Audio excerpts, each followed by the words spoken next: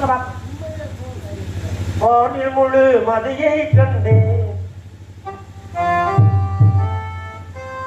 மனத்தில் ஒரு மானை கண்டேன்.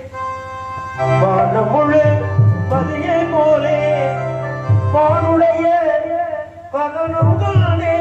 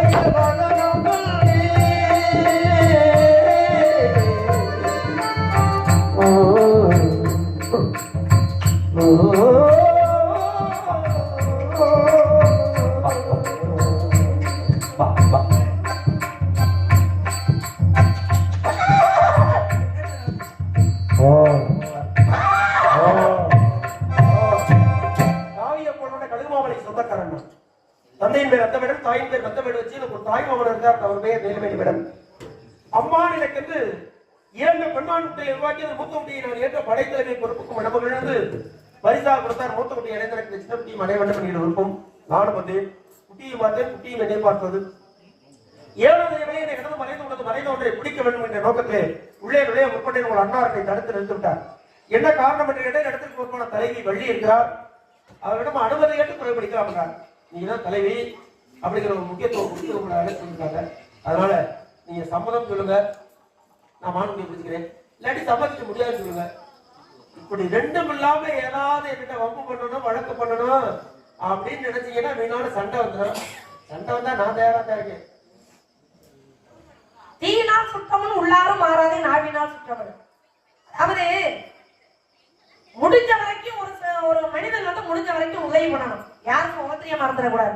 உலகத்திலே கொடுத்து வாழ்வது மிக சிறந்த ஒரு வாழ்க்கை. காரணம் கொடுத்துட்டே இறந்தாரு. கடைசியில கொடுத்தே எல்லாத்தையும் கொடுத்தே கடைசியில இறந்தே போனாரு. அப்ப கொடுத்ததால இறந்தே போயிட்டாரு. இப்ப நீங்க மானம் கொடுக்க சொல்றீங்க, அது ஒரு பக்கம் இருந்தாலும் கூட நான் என்ன சொல்றேன் அப்படின்னா, கொடுத்ததால் இறந்தான் ஒருவன், பறித்ததால் இறந்தான் ஒருவன், பிரித்ததால் இறந்தான் ஒருவன் அப்படின்னு சில விஷயங்கள்லாம் உண்டு. யாரை யாரு பிடிச்சது? கொடுத்தாலும் கொடுக்காட்டி என்னைக்கா இருந்தாலும் போய் சேர்றது விதி. அது விதி. ஆனா நம்ம போறப்ப சொல்லணும், புண்ணியமாயா எல்லாத்துக்கும் எல்லாம் செஞ்சா தெரியுமா அப்படின்னு சொல்லும் பொழுது அந்த ஆன்மா நேரா எங்க போகும்னா அது சொர்க்கத்துக்கு தான் போகும். செத்தாயா இனிமேல் தாயா அந்த ஊர் நல்லா இருக்கும் அப்படின்னு சொன்னாங்கன்னா அந்த ஆன்மா எங்க போகுதுன்னா நேரா நரகத்துக்கு போகுது. அப்ப அந்த கொடுத்ததுனால இறந்தா நீங்க கண்ணை சொல்லி அப்படியா? ஏன் கண்ணனை பேசணும்? அந்த கொடுத்ததால் இன்னும் வாழ்ந்து கொண்டிருக்கிறான். அப்ப கொடுத்த பிறகு இந்த உலகத்துல வாழ்ந்து கொண்டே இருப்பாங்க. அவங்களுக்கு எப்பவுமே மரணம் எல்லாம் பெருவாழ்வு. அதனால வாழும் போதே செத்து விடுன்னு ஒருத்தர் சொன்னார். அது எப்படி வாழும் போதே மனிதன் சாப்பிட முடியுமா? இல்ல இறந்ததை நீங்க சொல்றதுனால சொல்றேன். வாழும் போதே செத்து விடுன்னா ஒரு செத்த படம் என்ன பண்ணணும்னா எனக்கு அது வேணும் இது வேணும், எனக்கு அது மேல ஆசை இது மேல ஆசை அப்படின்னு எதன் மீதும் இல்லாம ஜடம் போல இருக்கும். மனிதனும் அது போல எதன் மீது பற்றற்று இருக்க வேண்டும் வாழ்க்கை செத்து விடு. இது ஒரு கதை. என்ன கதை? வெளிநாட்டுக்கு ஒருத்தர் போயிட்டு இருக்காரு. சரி. வெளிநாட்டுல ஒரு கிளியை பார்த்து கிளி எடுத்துட்டாங்க. இந்த கிளியை பார்த்தோன்னா ரொம்ப ஒரு ஆசை, ரொம்ப அழகான கிளியா இருக்கு. அப்ப அந்த கிளியை வாங்கிட்டு 10 நாளைக்கு கூண்டுல வச்சு வளர்க்குறாரு. இந்த கூண்டுல வச்சு வளர்க்கணும். அந்த கிளி சின்ன குஞ்சா இருந்தது பெருசாயிடுச்சு. ஒரு நாள் அவர் என்ன சொல்றாரு அந்த கிளிகிட்ட, அது பெருசா வளர்ந்த பின்னாடி, நீ பிறந்து வளர்ந்த பாரு, அந்த நாட்டுக்கு நான் திருப்பி போறேன், அந்த நாட்டுல எதுவும் செய்தி சொல்லணும்னா சொல்லு அப்படின்னா கிளி வந்து அதுக்கு என்ன பேசாத தெரியும் பதில் என்ன சொல்றோமோ சொன்னதே சொல்லணும். கிளிப்பில்ல அப்படியே ஒரு பழமொழி உண்டு. அமைதியா பாத்துட்டு இருக்கு. இவரு அந்த வெளிநாட்டுக்கு போயிடுறாரு. வெளிநாட்டுல போய் அது எங்க கிளி வாங்கினாரோ அங்க உள்ள கிளி மறுபடியும் அந்த கிளிகிட்ட போய் இந்த மாதிரி நான் ஒரு கிளி வாங்கிட்டு போனேன், அந்த கிளிகிட்ட இந்த மாதிரி இவங்களெல்லாம் பார்த்து போறேன்னு சொன்னேன். அது எதுவுமே சொல்லல, அமைதியா இருந்துச்சு. அப்படின்னு சொல்லும் பொழுது அதுல ஒரு கிளி அப்படியே மயக்கப்பட்டு விழுந்துச்சு. இவர் திரும்பி வந்து சொல்றாரு, அந்த கிளியெல்லாம் பார்க்க போறேன் அப்படின்னு சொல்லும் பொழுது நீ எதுவுமே பண்ணல, அமைதியா இருந்த. ஆனால் நான் அங்கிருந்து தான் வந்திருக்கேன்னு சொன்ன உன்னுடைய ஜோடி கிளியா இருந்த அப்படியே அந்த இடத்துல விழுந்து இறந்துருச்சு அப்படின்னு சொன்னார்ல. சொன்ன அந்த கூண்டுல இருந்த கிளியை செத்து போயிட்டான். கூண்டுக்குள்ள இருந்த கிளியும் ஆஹா கிளி செத்துருச்சு அப்படின்னு சொல்லி கூண்டுல இருந்து எடுத்து வெளியே போட்டாராம். கிளி பிறந்துருச்சான். இதுல இருந்து உங்களுக்கு என்ன புரியுது? என்ன புரியுது? செத்தது மாதிரி நடிச்சிருக்கு. செத்தது நடிச்சதுனால வாழ்ந்துட்டு இருக்கு. அந்த வெளிநாட்டுல இருந்துச்சு கிளி, அந்த கிளி இறந்துருச்சுன்னு சொல்லும் பொழுது அந்த கிளி தெரிஞ்சான். அப்ப செத்தாம்னா அந்த உலகத்துல பற்றற்று இருக்கிறோம் அப்படின்னு தெரிஞ்சா நம்மள யாரும் எதுவும் எந்த தொல்லை நமக்கு இருக்காது. அதனால இப்ப நம்ம என்ன கேட்டீங்கன்னா என்ன கேக்குறீங்க? அதாவது நீங்க சொல்றீங்க மான் மீது பற்றற்று நான் இருக்கேன், ஒண்ணு மான் என் மீது பற்றா இருக்கு. நீங்க எப்படி எல்லாம் பேசுறீங்க? உங்க மீது பற்றா இருக்குன்னு நீங்க எப்படி சொல்றீங்க? மான் இதுக்கு முன்னாடி நீங்க பாத்துருக்கீங்களா? அதுதாங்க ஒருவருடைய மனதை புரிஞ்சு. இல்ல இப்பதான் முதல்ல மானை பாக்குறீங்க, அதுக்கு முன்னாடி இந்த மானை நீங்க பாத்துருக்கீங்களா? சின்ன குட்டி இருந்து பாத்துக்கிட்டே சின்ன குட்டில இருந்து எங்க பாத்துருக்கீங்க? கதையை பிடிச்சிருவாங்க. விளையாடு போய் வர்றதுக்குள்ள கதையை பிடிச்சிருவோம். டீ வாங்கறக்கா வேணாம் வேணாம் வேணாம் கோயிலுக்கு பண்ணிக்கலாம். விளையாடு பண்ணத அப்ப ஐயா சொல்றது புரியுதா? ஒருவருடைய மனதை புரிஞ்சுக்கணும். அவர் போயிட்டு வர்றதுக்குள்ள நீங்க முடிங்கிறத மறைமுகமா அவர் சொல்றாரு.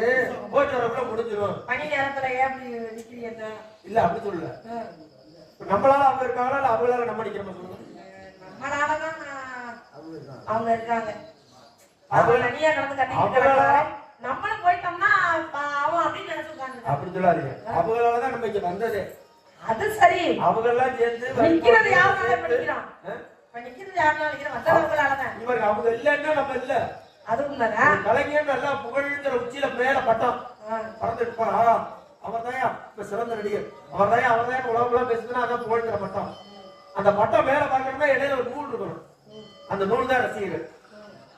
இந்த ரசிகர்களோட நூல் என்னைக்கு அத்து போதோ அன்னைக்கு பட்டம் என்ன ஆகும்? இசை மாதிரி போயிடும். எங்கேயா போய் முள்ளில் விழுகும், கத்தியில விழுகும், தந்தையில விழுகும், தண்ணிக்குள்ள விழுகும், வீட்டு மேல விழுகும், மரத்து மேல விழுகும், எங்கிட்ட ஒரு பக்கம் போய் அந்த ரசிகர்களோட நூல் இருந்தா தான் மேல இருக்கிற புகழ்கிற படத்தை நம்ம பண்ண முடியும். அதனால இவங்களாலதான் நம்ம இருக்கோம். நம்மளால அவங்க இருக்கல. இப்ப அவங்க கிளம்புனா நம்ம நினைச்சிருவோம். அப்பா அந்தப்பா நீ கொண்டு போக பண்ணி கிளம்புனா நம்ம கிளம்பிடுவோன்றது உண்மைதான். ஆனாலும் முறைப்படி எதை முடிக்கணுமோ அதை முடிச்சுட்டு தானே கிளம்புவோம். அதுக்காக கதையை முடிக்காம கிளம்புவோம். அதனால நான் வந்த வேலை முடியாம நான் போகவே மாட்டேன். உங்க வேலை அவங்களே போனாலும் நான் குட்டை வச்சு போட்டு இங்கேயோட படுத்துருப்பேன். குட்டியை பிடிக்காம மட்டும் போவேன். அளவாணி ரெண்டு வச்சுக்கோங்க, சும்மா படுக்காம. மாடு நீங்க தேடி வந்திருக்கீங்க அப்படின்னா மாடு இருக்கு இல்ல அப்படின்னு நான் சொல்ல போறேன். மாடு இல்ல அப்படிங்கிறது தான் உண்மை. நீங்க என்ன சொல்றீங்க? சம்மதம் சொல்லுங்க. அப்படி இல்லைன்னா சம்மதம் இல்லைன்னு சொல்லுங்க. அப்படின்னா அது எப்படி சொல்ல முடியும்? மாடு இருந்தா தானங்க சம்மதம்னு சொல்ல முடியும், சம்மதம் இல்லைன்னு சொல்ல முடியும். இல்லாத விஷயத்துக்கு வந்து நான் எப்படி இப்படி ஒரு வார்த்தையை நான் சொல்ல முடியும்? சொல்லுங்க அப்போ. அப்ப என்னை போய் சொல்ல சொல்றீங்களா? மாடே வரல. இடம் சொந்தமானது. இடம் உங்களுக்கு சொந்தமானது. உங்க இடத்துல மான்குட்டி இருக்குன்னு ஒரு வழக்கு வந்துருதுங்க. அப்ப திறந்து காட்டுறதானே நியாயம். உங்களுக்கு என்ன திறந்து காட்டனா அனுமதி வேணும். ஒரு விஷயம் நல்லா தெரிஞ்சுக்க, உங்களுக்கு அனுமதி வேணும். அவ்வளவுதானே. நான் உங்களுக்கு அனுமதி தர்றேன். எதுக்கு? நீங்க போய் மாலை பாக்குறதுக்கு. நான் இங்கே நிக்கிறேன், நீங்க உள்ள போங்க. எங்க அண்ணன் தோழி உள்ளே இருக்காங்க. அவங்கள வச்சு நீங்க உங்க மாடு ஏதாவது ஒரு இடத்துல இங்க இருந்துச்சுன்னா நீங்க நேர கையோட புடிச்சாத்தி எங்களை காமிச்சிட்டு இதுதாம என்னுடைய குட்டி நீங்க கூட்டிட்டு போங்க. எது தப்பு? நீங்க அனுமதி தானே கேட்டீங்க. நான் அனுமதி கொடுத்துருக்கேன். அப்ப உள்ள போங்க. உங்க அண்ணன் தேடி பாருங்க. உங்க அண்ணனை தோழிட்டே என்ன சொல்லி நீங்க அனுப்புனீங்க? என்ன சொல்லி சொல்றேன். ஆமா, உள்ள போய் வேலையை பாருங்க நீங்க. ஆமா, நான் உள்ள போனா அவங்க வேலை கிடைக்கும். அவங்க வேலை அப்படி ஒண்ணும் பெரிய வேலை இல்ல. உங்க வேலையை முதல்ல முடிக்கணும். நான் தனியா போனேன்னா என் வேலையை கட்டணும். நீங்க இங்க தனியா இருந்தீங்கன்னா உங்க வேலையை. நீங்க வந்ததே தனியா தானே வந்திருக்கீங்க. எல்லாமும் நீ என்று சொல்லாமல் சொல்லி வைத்தார். இல்லாததும் இல்லை. எல்லாமும் நீ என்று சொல்லாமல் உலகில் எல்லாமே இருக்கு. நம்ம பாக்குற ஆனா எங்க இருக்கு? இருக்கிற இடம் எது? இவங்க பாக்குறாங்களே, இவங்க பாக்குற கண்ணோட்டமே ஆஹா நல்லா இருக்கியான்னு நினைச்சு பார்த்தாங்கன்னு வச்சுங்களேன், அது நல்லாவே தான் இருக்கும். நல்லாவே இல்லாட்டி அதே சமயத்துல என்னத்த வழங்க போகுது அப்படின்னு நினைச்சு உட்காந்தா நினைச்சுங்க, விடிய விடிய நீங்க என்ன குதிரையா தப்புனாலும் புயலா போனாலும் ஒண்ணு விளங்கலையாப்பா. ஏன்? கண்ணோட்டம் புரியுதா இல்லையா? பொண்டாட்டி மேல பெரிய பார்த்து வச்சுங்க, கைப்பட்டாலும் காட்டுப்பட்டாலும் விடுமா, அதனால என்னமா தெரியாம தானே பண்ணிச்சு அப்படின்னு சொல்லிடுவோம். அதே பொண்டாட்டி மேல பிடிக்கல வச்சுங்க, கடல தூக்கி போட்டாலும் சும்மா அப்படி சேலை உடச்சாங்க, ஆடு தெரியல பார்த்து போக மாட்டியா, கட்டு புடலையா இருக்கு இங்க வந்து கிராம முடிச்சவனே அவள இடம் கிடக்கு அதுல போக மாட்டியா. கண்ணோட்டம் தான். இப்ப இந்த பசங்க பாக்குறாங்களே, இந்த கண்ணோட்டம் அவங்களுக்கு பிடிக்கல அவங்களுக்கு. ஆனா முடிச்செல்லாம் இருக்காங்க, இதுக்கு அது பரவாயில்லன்னு அவங்களுக்கு தோணுது. அப்ப கண்ணோட்டம் மாறுது. அது போல என்னுடைய கண்ணோட்டம் மாறி இருக்கிறது என்கிட்ட கண்ணோட்டம். என்பது ஒரு வார்த்தை, கொள்வது ஒரு வார்த்தை. கண்ணு கட்டுக்கிறோம் கொஞ்ச நேரம் பாருங்க. பார்வையாரு நீங்க தான் நாடகம் நடத்துறீங்க பாருங்க. வெல்வது ஒரு வார்த்தை, கொள்வது ஒரு வார்த்தை. வேணாம் போட்டா வெல்லும், போனா போட்டா கொள்ளும். ஒரு எழுத்துதான் வித்தியாசம். நம்ம ஊர்ல நாடகம் நடக்குது. காலையில 4 பேர் டீ கடையில பேசிக்குவாங்க. என்ன பேசிக்குவாங்க? என்னப்பா நம்ம ஊர்ல கூட்டம்லாம் எப்படி இருந்துச்சு, நாடகம் நல்லா இருந்துச்சா? கூட்டம் தாங்க இருந்துச்சு. ஆனா என்ன நாடகம் அப்படின்னா நல்லா இருந்துச்சு. நம்ம வாங்குற பணம் நமக்கு நல்லபடியா செலவழி. என்ன நாடகம் அப்படின்னா நல்லா இருந்துச்சுன்னு அர்த்தம். என்ன நாடகம் அப்படின்னா நல்லா இல்லைன்னு அர்த்தம். அப்ப வார்த்தைங்கிறது ஒண்ணுதான், சொல்லக்கூடிய விதம்னு ஒண்ணு இருக்கு பாத்தீங்களா, அதை வச்சுதான் நாம புரிஞ்சுக்க முடியும். அது மாதிரி நீங்க சொல்லக்கூடிய விதம் என்ன அப்படின்னா, நீங்க மாடு ஒண்ணு இருக்குன்னு சொல்லுங்க, இல்லைன்னா இல்லைன்னு சொல்லுங்க, ரெண்டையுமே சொல்ல முடியாது. மாடு வந்தா சொல்ல முடியும். சம்மதம் தான் கேட்கிறேன். அதனால இங்க பாருங்க. ஏன் மடியில எதுக்கு சம்மதம்? சம்மதம் யாருக்கிட்ட யாரு கேட்கணும் சொல்லுங்க அப்போ. நீளமா பேசி ஆ. பெண்கள் தான் இப்படிலாம் பொய் சொல்லுவாங்க அப்படி இப்படின்னு பேசி வம்பெடுக்க விரும்பல. ஏன்னா அதிகமா அவங்க தான் உட்காந்துருக்காங்க. டீ வச்சு கொடுத்தே தப்பு அப்படின்னு அவங்க நினைச்ச கூடாது என்கிற காரணத்துக்காக தான் இவ்வளவு அப்படியே தழுவி பொருளாப்ல பேசுறேன். நீங்க ஏதோ அது என்ன பெண்கள்லாம் பொய் இல்ல அப்படி சொல்லல. நான் சொல்லல. சொல்லலைன்னா அப்ப சொல்லுவீங்கன்னு தானே அர்த்தம். நீங்க சொல்றதுனால அப்படி பேச வேண்டிய சூழ்நிலை ஏற்பட்டவங்க அப்படிலாம் ஒண்ணு ஒரு இல்லைங்க. வார சோத்துக்கு ஒரு சோறு பதம். அப்படிதானே வரும். ஆமா. அதனாலதான் அப்படி பேச வச்சிடாதீங்க. அதுக்கா எங்க 5 பேரும் ஒரே மாதிரியா இருக்கு. ஒரு பேரும் நட்டையா இருக்கு, ஒரு பேரும் குட்டையா இருக்கு. இதுக்கா எல்லாத்தையுமே ஒரே சமமா இருக்குன்னு சொல்லிட முடியாதுல்ல. ஒரு வீட்டுல 10 பிள்ளை வந்துச்சுன்னா ஒரு பிள்ளை நல்ல பிள்ளையா இருக்கு, ஒருத்தன் கெட்டவனா இருக்கேன். எல்லாமே ஒரே மாதிரியா வளருது இல்ல இல்ல. அதுக்காக உலகத்துல 1000 பெண்கள் இருப்பாங்க, எல்லாரும் ஒரே மாதிரி இருந்துட முடியாதுல்ல. எத்தனையோ ஆண்கள் இருக்காங்க, எல்லாரும் ஒரே மாதிரி இருந்துட முடியாதுல்ல. அது மாதிரி நான் என்ன சொல்றேன்னா, யாரோ ஒரு செஞ்ச ஒரு விஷயங்களை வச்சுக்கிட்டு பெண்கள்லாம் போய் சொல்லுவாங்க நீங்களும் சொல்லக்கூடாது, அப்ப என்னாலையும் சொல்ல முடியும் அப்படிங்கிறதுனால என்ன சொல்ல முடியும், ஆண்கள் தான் போய் சொல்லுவாங்க அப்படின்னு சொல்ல முடியும்.